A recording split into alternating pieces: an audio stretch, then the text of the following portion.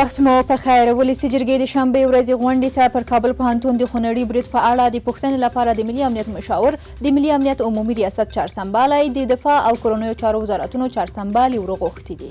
د کابل د درېیمې حوزې امر، جنایي مدیران او د کابل پوهنتون د ټولي قومندان په ګډون 14 تنه د پولیسو سرتیر د کابل پوهنتون امنیت ساتلو کې د غفلت له امله له دندو لرې او پوځي څارنوالۍ ته ورمعرفي شول.